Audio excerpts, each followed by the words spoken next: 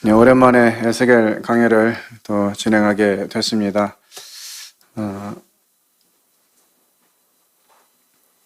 에스겔은 전체적으로 볼 때 하나님께서 이스라엘 백성들에게 하시는 그 귀한 말씀들이 기록되어 있는데 1장부터 11장까지는 이스라엘이 어떠한 일들을 행하고 있는지 하는 것에 대한 비난을 기록하고 있고요.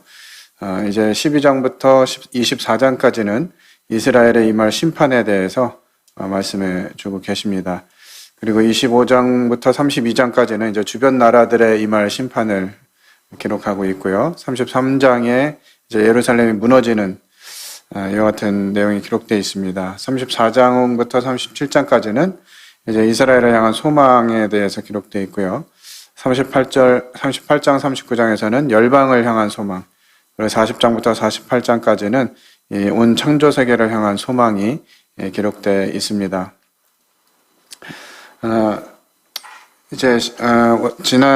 저희가 이제 팀 전도 전략 그 전에 또 20대 형제들이 말씀을 교제하기 전에 15장까지 저들 살펴봤는데요. 이스라엘이 어떠한 죄를 지었는지 이런 부분들을 쭉 말씀하신 이후에 이제 15장에서 이제 불타 쓸모없는 나뭇가지에 대해서 말씀하시면서 이 포도나무가 그냥으로도 참 딸감으로도 쓰기도 어렵고 목재로 쓰기도 어려운데 불에 탄 이와 같은 나뭇가지는 정말 어디다도 쓸데가 없다 하는 내용들이 기록되어 있습니다. 이제 16장에서 반항적인 아내, 음탕한 아내에 대한 부분으로 설명을 해주고 계신데 이 내용들을 좀 살펴보겠습니다. 16장은 63절까지 기록되어 있는데 그것을 다 세세히 살펴보기는 어려울 것 같고요. 크게 네 부분으로 오늘 좀 살펴보려고 합니다. 1절부터 14절까지는 하나님의 긍휼과 은혜에 대해서 기록을 하고 있고요. 15절부터 34절까지는 예루살렘의 행음과 우상 숭배에 대해서 기록하고 있습니다. 이에 대한 하나님의 심판과 징벌이 35절부터 52절까지 기록되어 있고요. 용서와 회복 그리고 새 언약에 대한 말씀이 53절부터 63절까지 기록되어 있습니다. 저희가 에스겔을 쭉 계속 살펴보면서 거의 같은 말씀인 것 같은데 이것을 계속 반복하고 강조하고 이렇게 하시는데 무슨 이유가 있는가 하는 부분들을 생각해 보기도 했는데 특별히 오늘 에스겔 16장을 참 읽으면서 이스라엘의 상태, 이스라엘 백성들이 정말 어떠한 상태에 있는가 하는 부분들을 다시 한번 보게 되고 이것이 이제 나의 삶과 비추어 볼 때 별반 다르지 않는 거 아닌가 하는 생각도 해보게 되었습니다. 얼마 전에 우리 김관수 선생님이 메시지 시간에 한 예화를 들려주시면서 한 목사님이 계속 몇 주간 계속해서 같은 메시지를 통해서 이제 성도들이 듣다가 아니 어떻게 같은 말씀을 계속 하느냐 이런 질문을 할 때 성도들이 말씀에 변화될 때까지 같은 말씀을 하겠다 이런 이제 예화를 저희들이 들은 기억이 나는데요. 아마 이스라엘 백성들이 그런 것 같아요. 그들은 자신들이 처해져 있는 그 상황 자체가 하나님의 백성으로서 하나님의 선민으로서 왜 하나님이 우리를 그냥 이대로 포로된 상태로 놔두는지 그거에 대한 이해가 부족했던 것 같고요.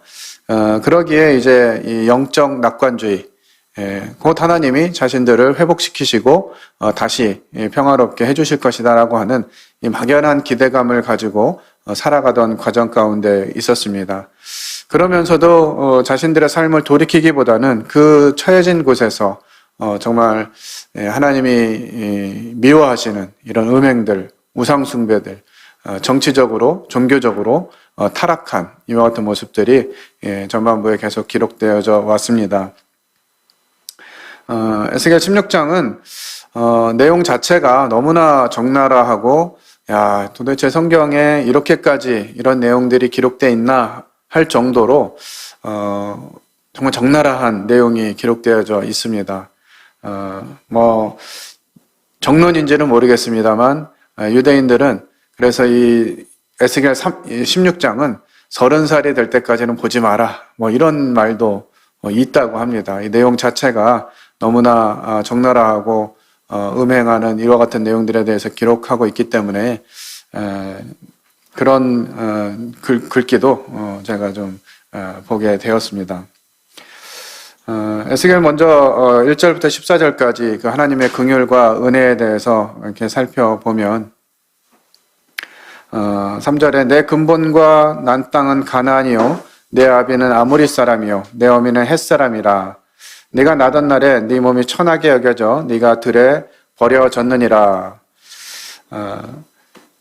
원래 이스라엘은 하나님께서 부르신 백성들이었기 때문에 하나님이 마땅히 이스라엘의 부모여야 하고 하나님 또한 그렇게 하기를 원하셨는데 하나님께서 이 이스라엘을 향해서 네 근본과 땅이 가나안이고 아비는 아모리 사람이고 어미는 헷 사람이다 이렇게 이제 표현하고 계십니다. 그리고 본래 광야에 버려져서 죽게 된 어린 아이의 모습을 생각할 때 마치 애굽에서 이스라엘 백성들이 정말 종노릇하면서 오늘 저희가 아침에 큐티를 했습니다만 그 고된 노동을 인해서 탄식하고 하나님께 구할 수밖에 없는 그야말로 버려져 있는 모습과 같은 이스라엘의 모습을 이 말씀을 통해서 생각해 보게 됩니다.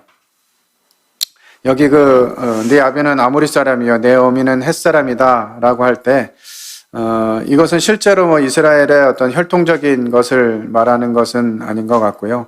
이 아모리라고 하는 단어는 고지대인들이라는 뜻으로 아무루라고 하는 아카드어라고 합니다. 이들은 함의 아들 가나안의 후손 중 한 무리인데요. 일찍부터 가나안에 거주했고 그곳에서 터를 닦은 그 토착민들 중에 하나입니다. 이들은 또한 소아시아에서 그들의 기반을 탄탄하게 다졌고요. 일부가 남쪽으로 내려가서 이 바벨론 제1왕조를 수립한 것으로 알려져 있습니다. 이 본절에서도 이들은 가나안 땅의 여러 원주민 가운데서 헷 사람들과 함께 가나안 원주민 전체를 대표하는 족속으로 언급되고 있습니다. 또 헷 사람은 이스라엘과 그 근원이 다른 비셈족 계통의 사람들입니다. 이들은 한때 동쪽 메소포타미아에서 서쪽 서머나 지역까지 광범위하게 이 문화적 영향을 미친 자들로서 이 철기 문화를 사용한 자들로 유명한데요. 또 이들은 족장 시대 때부터 솔로몬 시대에 이르기까지 가나안 땅과도 연관을 맺으면서 살았던 사람들입니다. 그러니까 이 가나안 땅 정말 하나님이 없이 우상이 가득하고 그러한 곳에 사는 이런 민족들이 이스라엘의 아비와 어미라고 말하는 그들의 상태가 얼마나 악해져 있고 우상 숭배가 가득했는지 하는 부분들을 이런 표현을 통해서도 저희들이 느낄 수가 있습니다. 6절에 보면 내가 네 곁으로 지나갈 때 네가 피투성이가 되어 발짓하는 것을 보고 내게 이르기를 너는 피투성이라도 살아있으라 다시 이르기를 피투성이라도 살아있으라 하고 이 피투성의 신세로 죽을 수밖에 없는 그와 같은 이스라엘을 구원하셔서 이 들풀 같게 많이 자라게 하신 분이 하나님이신 것들을 우리 성경을 통해서 확인하게 됩니다. 이스라엘 백성들은 이제 출애굽을 통해서 큰 민족을 이루었지만 여전히 나라가 없는 백성들이었고요. 그래서 하나님께서 이스라엘 민족과 나라가 이 나라를 조성하신 것은 이 이스라엘 자신들의 공로가 아니라 오직 하나님의 긍휼이었음을 생각하게 됩니다. 이 고대 근동 지방에서 이 원치 아니하였던 아이, 특별히 이제 여자 아이를 출생하게 되면 어떻게 했는지 이것들이 이제 적용된 표현인 것 같은데요. 그들은 그런 아이들을 낳았을 때 기본적으로 행해야 될 일들조차도 해주지 않고 그대로 문 밖에 방치해 두었다고 합니다. 여기 이제 기록되어 있는 뭐 탯줄도 끊지 않고 물도 소금도 그런 것으로 닦지도 않는 이와 같은 모습으로 버려져 있는 그 이스라엘의 상태를 기억나게 합니다. 또 한편으로는 이 고대 근동의 어떤 문화 가운데 이 아이를 이렇게 낳게 되면 산파가 이제 그 아이 위에 소금하고 물 그리고 기름을 뿌려서 문지르고 또 그 아이를 7일 동안 강포로 이렇게 단단하게 쌓아두었다고 합니다. 그리고 7일이 지난 다음에 그 더러운 강포를 이제 어린아이에게 벗겨서 깨끗이 씻기고 이제 이런 정결 의식을 이게 했다고 하는데, 이런 부분들을 또 생각하면서도 이런 것도 하지 않고 그냥 아이를 밖에 내버려둔, 그래서 그냥 피투성이 채로 있는 그런 모습들을 상기하게 합니다. 이 예루살렘은 이런 정말 이 성결의식 깨끗하게 하는 이런 대우를 받아보지 못한 그야말로 버림받은 그와 같은 모습으로 이제 하고 있는 것이죠. 이런 이스라엘을 향해서 하나님께서 이제 그 아이를 데려다가 옷을 입히고 벌거벗은 것을 가리고 물로 피를 씻어 없애고 기름을 바르고 수놓은 옷을 입히고 물돼지 가죽신을 신기고 가는 배로 두르고 화려한 면류관을 머리에 씌웠다. 그리고 내 화려함으로 말미암아 내 명성이 이방인 중에 퍼졌음은 내가 내게 입힌 영화로 내 화려함이 온전함이라.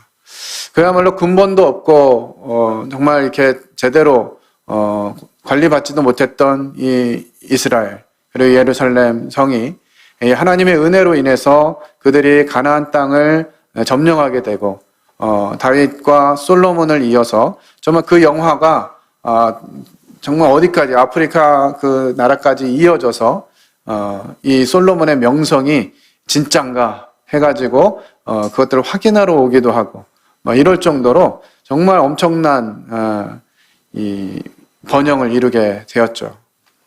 그것을 생각할 때 이것이 하나님의 전적인 은혜인 것들을 생각나게 하는 것입니다.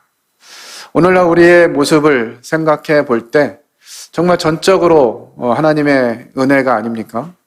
우리가 지금 이와 같은 모습으로 살고 있는, 사실 대한민국이라고 하는 나라에 태어난 것만으로도요 얼마나 큰 은혜인지 모릅니다. 특별히 우리 자녀들 이제 자라나는 이 세대들 생각하면 참 안타깝기도 하고, 좋은 세상에 태어난 건지 좋지 않은 세상에 태어난 건지, 어떤 환경적으로는 아주 좋은 환경에 태어났는데 이 아이들의 어떤 문화나 아이들이 처해진 상황들은 좀 좋지 않은 그런 것 같기는 해요. 하지만 이 하나님께서 허락하신 이 대한민국, 이 우리나라가 얼마나 좋은 나라인지 외국에 나가보면 쉽게 알게 되는 것 같습니다. 아이들이 먹을 것 걱정도 하지 않고 특별히 안전에 대한 부분들을 크게 고민하지 않아도 될 정도로 대한민국 굉장히 안전하고 여러 부분 복지라든지 이런 부분들이 잘 되어 있는 그런 나라입니다.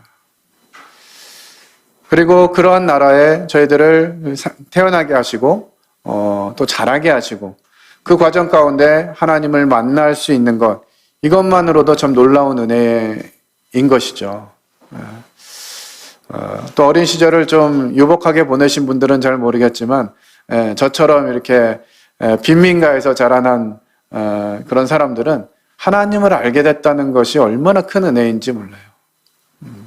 정말 그저 그렇게 살다가 그냥 이름도 없이 빛도 없이 사라질 그런 환경에 자라는 그런 세대에서 하나님이 나를 부르시고 하나님의 자녀로 삼으시고 또 이 하나님의 교회로 인도하셨다는 것, 이 하나만으로도 정말 얼마나 큰 은혜인지 모르겠습니다. 참 그렇게 끝났어도 정말 너무 감사하고 그 은혜에 대해서 더욱 높여드려야지 마땅한데, 오늘날까지 생각하면 정말 내 집을 가지게 되고 내 차를 가지게 되고 어느 정도 우리가 문화를 누릴 수 있는 여유를 가지게 되고 먹고 싶은 거, 하고 싶은 거, 웬만한 건 다 할 수 있는 그런 형편 가운데 우리가 살고 있음에도 불구하고 하나님이 우리를 어떻게 사랑하셨는지, 하나님이 나에게 베푸신 그 은혜가 얼마나 큰 것인지를 지금 잊고 사는 것이 아닌가. 오히려 이 코로나로 인해서 정말 이 코로나가 언제 해결될 것인가, 그것만 고민하면서 이 코로나만 해결되면 정말 좀 편하게 좀 살 수 있을 텐데, 하고 싶은 거 하고 먹고 싶은 거 먹고 가고 싶은 데 가고 이렇게 하고 살 수 있을 텐데, 이 코로나만 끝나기를 기다리는 것 같은 이런 모습을 발견하게 됩니다. 정말 주님이 이제라도 오시면 좋겠다. 정말 하나님께서 은혜를 베푸셔서 오늘이라도 주님 오신다면 참 좋겠다 하는 마음이 드십니까? 그냥 좀 주님이 좀 천천히 오셨으면 좋을 것 같은 이런 마음도 들고 있어요. 제가 이제 어떤 한 신혼을 준비하는, 결혼을 준비하는 형제자매를 이제 좀 교제하고 있는데, 이제 한 2달 정도 결혼이 남았거든요. 그래서 주님이 지금 오시면 어떨 것 같으냐 이렇게 물어보니까 조금 망설이다가 지금이라도 오시면 좋죠 이렇게 얘기를 하더라고요. 우리 앞에 뭔가 이렇게 기대가 할 만한 것들이 있고 뭔가 경험해보고 누릴 만한 일들이 있다 보니까 주님의 오심에 대해서 깊이 생각하지 않고 사는 것 같습니다. 지금 우리의 모습, 이것은 하나님이 우리에게 입혀주신 영화이고요. 화려함이 온전하다라고 하는 이런 생각들을 해보게 됩니다. 이제 15절부터 34절에는 그러한 예루살렘, 하나님이 긍휼히 여기시고 불쌍히 여기시고 정말 이 핏덩이로 밖에 버려져 있는 이런 자들을 택하셔서 씻기시고 입히시고 화려하게 해서 그 번영함이 정말 그 명성이 화려하게 되었던 이 예루살렘이 그 가운데에서 하나님께 감사하고 하나님께 예배하고 이런 것이 아니라 이제 그 화려함을 믿고 이 명성을 가지고 행음하게 되는 이런 모습들을 보게 됩니다. 특별히 하나님께서 이제 이런 이스라엘이 어느 정도 성장했고 그럼에도 불구하고 벌거벗은 채로 있기 때문에 하나님께서 그들을 더 입히시고 꾸미시고 심지어는 이제 하나님이 그들을 아내로 삼고자 하는 이와 같은 준비를 다 시켜 놓으시고 그들과 함께 이제 사랑의 관계로 들어가고자 하는 그 시기에 이스라엘 백성들은 이제 그것을 가지고 하나님을 위해서 쓰는 것이 아니라 16절로부터 21절에 보면 너를 위하여 각색으로 산당을 꾸미고 너를 위하여 남자 우상을 만들어 행음하며 나의 기름과 향을 그 앞에 베풀며 내가 내게 주어 먹게 한 내 음식물 그 앞에 베풀어 향기를 삼았나니. 그러니까 하나님이 자기를 부르시고 그 어떠한 상황에서 부르셨는지 그것을 기억하고 마땅히 하나님 앞에 나아가야 될 이 예루살렘이 이스라엘 백성들이 오히려 그것을 가지고 자기를 위해서 각색으로 산당을 꾸미고 아마 이 신부를 꾸미기 위해서 각양 좋은 의상, 의복 뭐 이런 천들을 통해서 준비를 해 주셨는데 그것을 가지고 신랑을 위해서 준비한 것이 아니라 자기를 위해서 산당을 꾸민 것이에요. 자, 어찌 이 신랑 입장에서 보면 정말 이것은 어떻게 이걸 그냥 가만 놔둘 수 없는 그런 상황 아니겠습니까? 거기서 끝난 것이 아니라 자기를 위해서 남자 우상을 만들어 행음하고 정말 남편 되신 하나님 그분을 기대하고 그분께 나아가야 될 이 예루살렘이 그것에서 돌이켜서 오히려 남자 우상을 만들어서 행음을 했어요. 그리고 하나님께 드리던 제사 드릴 때 드렸던 그 기름과 향을 가지고 그 우상들에게 드리고 하나님이 주신 그 음식물들을 우상들에게 드리고 그 우상들의 앞에 베풀어서 향기를 삼는 참 이와 같은 일들을 행한 것입니다. 마치 음탕한 그 고멜과 같이. 또 20절에 보면 나를 위하여 낳은 내 자녀를 그들에게 데리고 가서 드려 제물로 삼아 불살랐느니라. 아마 이 몰렉에게 자식들을 제물로 드리는 이런 부분들을 표현하는 것 같습니다. 바알과 아스다롯, 이와 같은 몰렉, 이와 같은 각양의 그 우상들을 섬기고 그 우상들 앞에서 음행하고 저희가 전반부에서 살펴봤습니다만 우상 숭배하는 그 현장에서 음행이 같이 일어나는 이와 같은 부분들이 기록되어져 있는데 하나님이 부르신 이스라엘이 오히려 하나님을 떠나서 이와 같은 일을 행하고 있는 것이죠. 22절에 왜 그렇게 그랬다고 합니까? 네가 어렸을 때 벌거벗은 몸이었으며 피투성이가 되어서 발짓하던 것을 기억하지 않았다. 자신들이 어떠한 상태에 있을 때 하나님이 부르셨는지 그것을 기억하지 않는 것이죠. 저희가 지금을 사느라고 또 앞으로를 모색하느라고 하나님이 우리를 어떤 가운데서 부르셨는지 기억하지 않는 것입니다.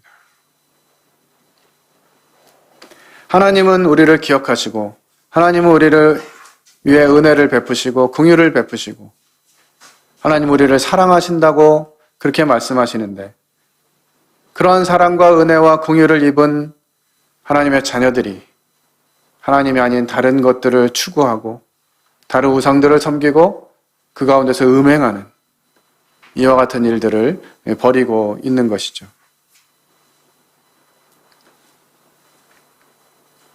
23절, 29절에 보면 이제 이런 부분들에 대해서 화 있을진저라고 반복해서 이스라엘 백성들에게 화가 있을 것들을 이야기합니다.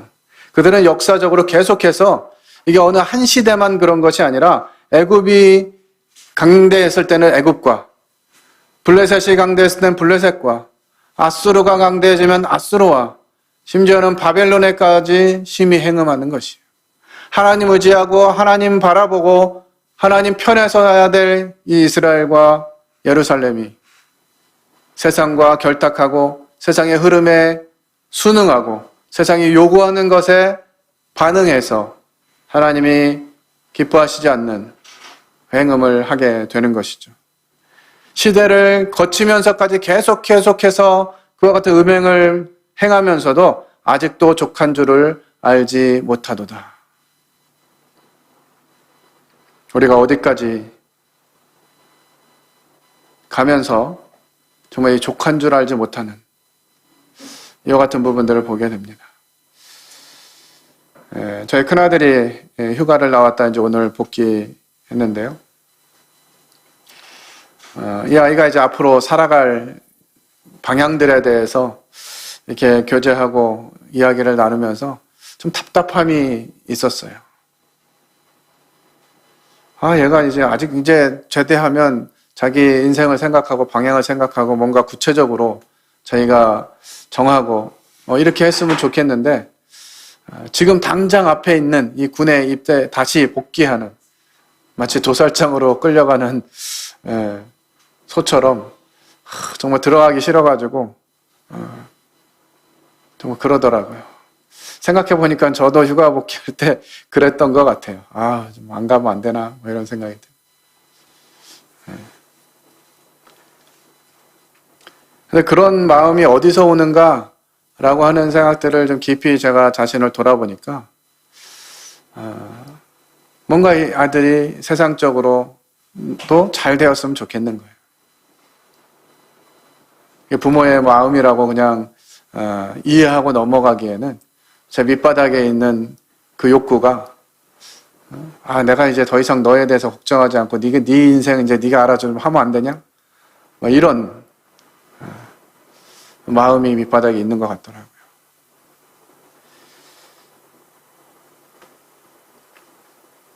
계속 그렇게 하면서 만족함이 없는 아마 이스라엘의 상태가 저와 비슷했던 것 같습니다. 30절로 34절에 이제 이스라엘의 이와 같은 모습들이 결론적으로 말씀해 주고 계십니다. 이는 방자한 음녀의 행위라 값을 싫어하니 창기 같지도 않도다. 창기들은 보통 값을 받고 음행을 하잖아요. 그런데 이스라엘은 그렇게도 하지 않고 그 남편 대신에 다른 남자들과 내통하여 간음하는 아내로다. 또 내가 값을 받지 아니하고 도리어 줌이라. 안에 있는 자세한 내용을 살펴보지 않는다 하더라도요. 이건 진짜 갈 때까지 간 거죠.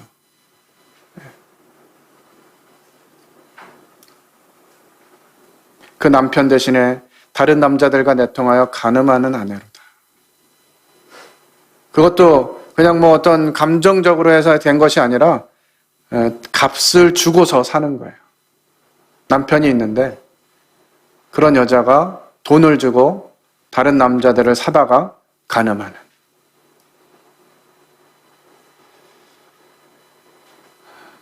이스라엘의 상태가 진짜 갈 때까지 간 이와 같은 표현을 해주고 계십니다. 이런 이스라엘에 대해서 하나님이 어떻게 심판하지 않을 수가 있겠어요? 그래서 하나님 이제 35절로 52절에 하나님이 심판하실 것들, 그리고 그들을 징벌하실 것들에 대한 말씀하십니다. 37절에 보면 내 벗은 몸을 그 앞에 드러내 그들이 그것을 다 보게 할 것이며 너를 심판하여 진노의 피와 투기의 피를 내게 돌리고 내가 또 너를 그들의 손에 넘기리니 너를 벌할지라. 내가 너에게 곧 음행을 그치게 하리니 네가 다시는 값을 주지 아니하리라. 참 하나님께서는 계속해서 은혜를 베푸시기 원하고 긍휼을 베푸시길 원하시지만 하나님의 공의로운 심판은 피할 수가 없는 것입니다. 하나님의 심판은 이제 자신이 의지하던 그 우상과 함께 무너져 내리게 합니다. 하나님은 오래 참으시지만 이 공의하심이 영원히 참도록 하지는 않으시는 것을 성경을 통해서 확인하게 됩니다. 42절에 마음이 평안하여 다시는 노하지 아니하리라. 43절 이 음란과 내 모든 가증한 일을 다시는 행하지 아니하리라. 그들이 더 이상 죄를 범할 수 없도록 하나님이 심판하시겠다고 말씀하시는 것입니다. 때론 하나님이 이와 같은 징계를 통해서 다시는 가증한 일을 행할 수 없도록 범죄하지 못하게 하시겠다고 하시는 것이죠. 이 하나님의 간절함, 이 죄를 막고 죄가 번지는 것을 막고자 하시는 이 하나님의 간절함은 매 순간 나타나는 것 같아요.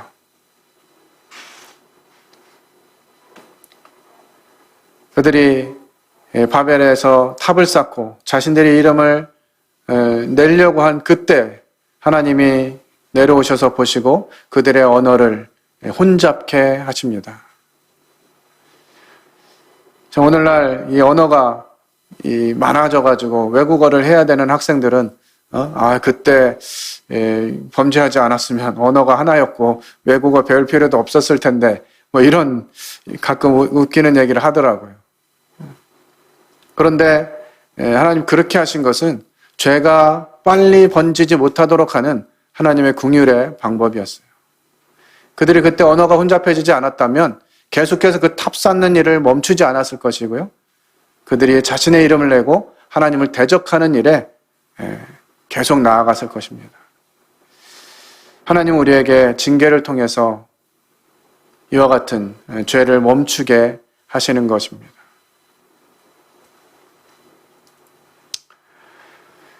이제 44절로 47절에 보면 이제 이스라엘에 대해서 그들이 정말 그렇게 싫어하고 정말 미워하는 정말 사람으로 치지도 않는 이 사마리아 그리고 온갖 죄악으로 멸망한 소돔 이 두 족속을 생각하면서 하나님은 네 형이 사마리아고 네 아우가 소돔이다 이렇게 표현하십니다.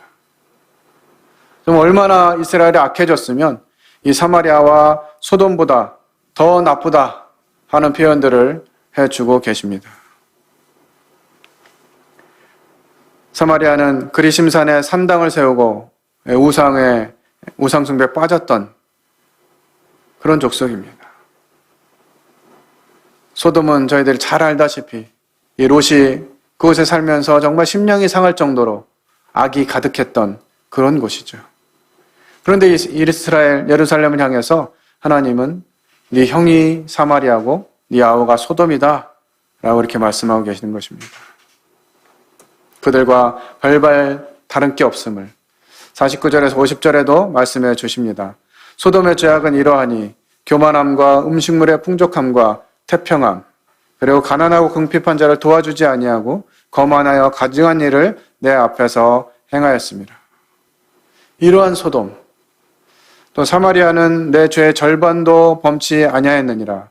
네가 그들보다 더 가증한 죄를 범함으로 그들이 너보다 더 의롭게 되었나니. 정말 어떻게 보면 이스라엘 백성들에게 이 말씀은 도저히 받아들일 수 없는 표현이었을 수도 있어요. 아니, 우리가 뭘 어떻게 했다고, 어느 정도 했다고 우리가 사마리아보다도 더 악하다고 말씀하시는가? 하나님 보실 때는 그러신 것이에요. 정말 그들의 악함이 정말 갈 때까지 이르는 것입니다. 하나님의 보시기에 그들은 오히려 이 사마리아보다도 소돔보다도 더 악해졌다고 하는 것이죠.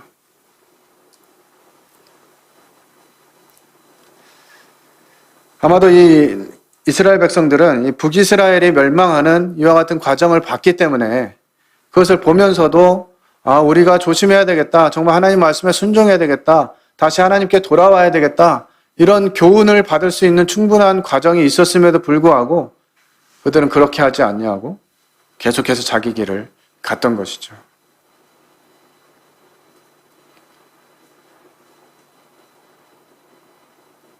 내가 그들에게 위로가 됨이라. 참 이 사마리아 사람들이 이스라엘 보면서 위로를 받는, 이 어떻게 이런 일들이 하나님의 백성 가운데에서 일어나고 있는지, 하나님이 택한 이스라엘 백성들이 정말 사마리아와 소돔과 같은 그런 사람들에게 조롱을 받고 있는 것이죠. 어쩌면 오늘날 그리스도인이라고 하는, 기독교라고 하는 이런 이름이 마치 세상 사람들보다도 못한 것처럼 여겨지고 손가락질 당하고 그렇게 하고 있는 우리들의 모습, 그것과 비슷하지 않은가.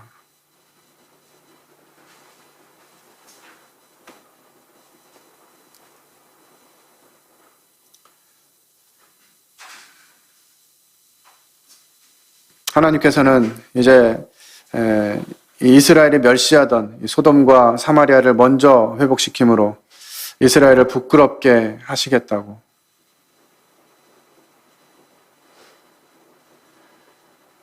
마태복음 19장에 먼저 된 자로서 나중되고 나중된 자로서 먼저 될 자가 많다고 말씀하셨습니다. 우리가 그동안 특별히 모임의 정체성, 이 모임에 속한 이 자부심, 이런 것 때문에 우리가 얼마나 자고했는지, 우리는 예배가 있고 우리는 진리가 있고 그렇다고 하면서 사실 이 세상 사람들에게 그 진리와 예배를 소개하고 알리고 이랬어야 될 우리들이 점점점 테두리를 치고 담을 치고 세상 사람들이 들어오지 못하도록 하는 여러 요소들을 만든 것이 아닌가 하는 생각도 좀 들고요.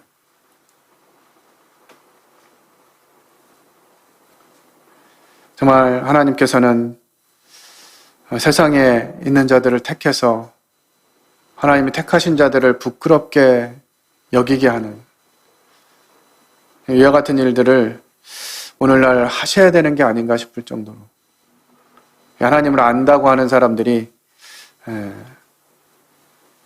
그와 같은 역할을 잘 못하고 있는 시대에 우리가 살고 있는 것 같습니다. 하지만 하나님께서는 징계하고 심판하고 처벌하시는 것이 하나님 뜻이 아닌 것을 계속해서 또 말씀해 주고 계세요. 이제 53절로 63절에서는 용서와 또 회복 그리고 새 언약에 대해서 말씀해 주십니다. 특별히 60절에 보면 너와 세운 언약을 기억하고 너와 영원한 언약을 세우리라. 네 언약으로 말미암음이 아니라 내가 내게 내 언약을 세워서라고 말씀하십니다. 이제 이 영원한 언약은 이전과는 다른 새 언약입니다. 곧 예레미야 31장에서도 곧 내가 나의 법을 그들의 속에 두며 그 마음에 기록하여 나는 그들의 하나님이 되고 그들은 내 백성이 될 것이다. 십계명으로 세운 율법으로 세운 그 언약과는 다른 하나님이 친히 이제 그들의 하나님이 되시고 그들은 내 백성이 될 것이다 이렇게 말씀하십니다. 이사야 55장 3절에서도 이것은 율법적인 계약이 아니라 전적인 하나의 하나님의 은혜임을 또 기록해 주고 계십니다. 이 예루살렘의 타락은 하나님의 은혜를 잃어버렸기 때문에 일어난 일들입니다. 그렇기 때문에 하나님은 다시 이제 이 잃어버린 은혜를 회복하기를 원하시는 것입니다. 모세의 율법이 아니라 은혜의 새 율법을 주시겠다고 말씀하시고요. 이제 그 은혜 안에서 부끄럽지 않은 삶을 살기를 말씀하시고 계시는 것입니다. 63절에 보면 내가 네 모든 행한 일을 용서한 후에 너로 기억하고 놀라고 부끄러워서 다시는 입을 열지 못하게 하려 함이니라.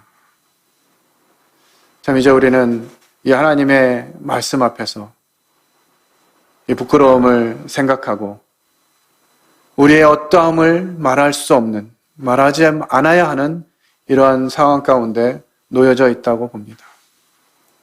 아직 하나님은 우리에게 은혜 베푸시기를 원하시고요. 우리를 통해서 일하시기를 원하시는데 우리가 계속해서 우리의 길로 간다면 세상이 원하는 길, 세상에 만들어 놓은 길, 사단이 조정하고 사단이 이끌어가는 그 길로 계속 가게 된다면 정말 하나님의 은혜의 언약이 저희들에게 이루어지지 않고 그에 합당한 삶을 살지 못하게 될 것이라고 생각됩니다. 누가복음 17장에 너희는 스스로 조심하라. 만일 네 형제가 죄를 범하거든 경계하고 회개하거든 용서하라. 만일 하루 7번이라도 내게 죄를 얻고 7번 내게 돌아와 내가 회개하노라 하거든 너는 용서하라. 회개하는 자들은 용서하라고 하나님 말씀하십니다. 우리가 하나님께 돌이키면 우리가 그간 어떠한 상황 가운데 있었다 할지라도 어떠한 마음과 어떠한 교만과 어떤 위치에 있었다 할지라도 하나님께 돌아와서 회개하고 하나님께 엎드릴 때 하나님은 그를 받으시고 다시 회복시켜 주실 것입니다. 이제 징계를 통해서 교만했던 예루살렘을 겸손하게 하십니다. 징계를 통해서 하나님을 경외하게 되면 이 고난은 꼭 나쁜 것이 아니죠. 고난을 통해서 배워야 합니다. 히브리서 12장 11절은 무릇 징계가 당시에는 즐거워 보이지 않고 슬퍼 보이나 후에 그로 말미암아 연단받은 자들은 의와 평강의 열매를 맺느니라. 어쩌면 지금 이 상황이 하나님 우리를 징계하시는 과정 가운데 있는지 모르겠습니다. 그래서 우리는 이와 같은 상황을 겪으면서 다시 하나님께 돌아와서 의와 평강의 열매를 맺는 그와 같은 시대를 열어야 될 줄로 믿습니다.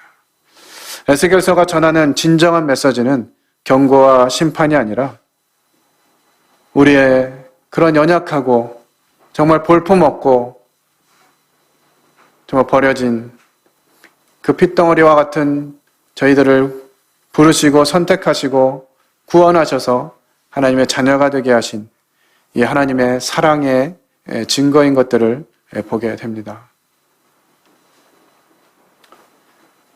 에스겔 16장을 참 몇 번 계속 읽어보면서 정말 마음이 좋지 않았습니다. 정말 하나님 앞에 내 모습이 어디까지 멀어질 수 있을까? 하나님 앞에서 내가 어떠한 존재까지 될 수 있는지, 하나님을 떠나서 계속 그 길로 가면 정말 어떠한 상태까지 갈 수 있는지가 이 16장에 기록되어져 있는 것 같아요. 좀 입에 담기도 부끄러운 그와 같은 행함, 음행, 간음, 우상숭배,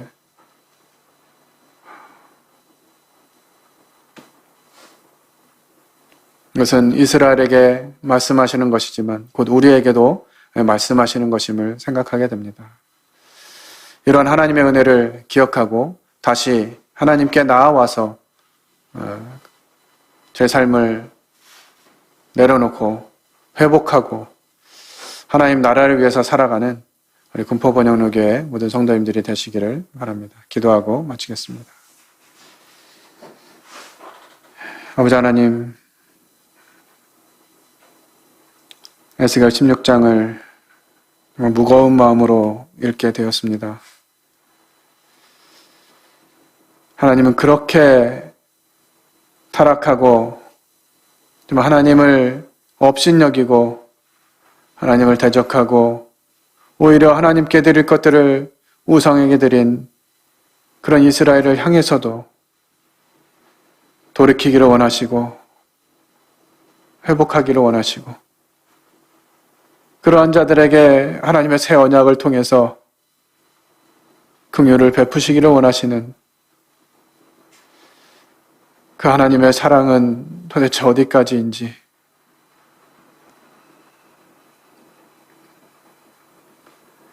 정말 하나님을 등지고 내 마음대로 살아가고 있는 저의 모습을 통해서 하나님의 사랑과 은혜를 다시 한번 기억하게 됩니다.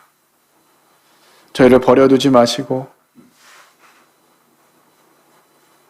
저희가 하나님께 돌이킬 수 있도록 때마다 시마다 저희를 훈계해 주시고 필요하면 징계해 주시고 저희가 하나님의 은혜를 잊지 않고 살아가도록 하나님의 긍휼과 사랑을 기억하며 살아갈 수 있도록 은혜를 베풀어 주시기 원합니다. 주님 떠나서 제 가운데 고민하며 탄식하고 그 고통으로 인해서 하나님께 부르짖는 저희들의 모습이 되게 인도하시기 원합니다. 모든 성도들이 하나님을 기억하고 하나님의 은혜를 기억하고 다시 하나님께 돌이키는 좀 놀라운 은혜를 다시 한번 구합니다.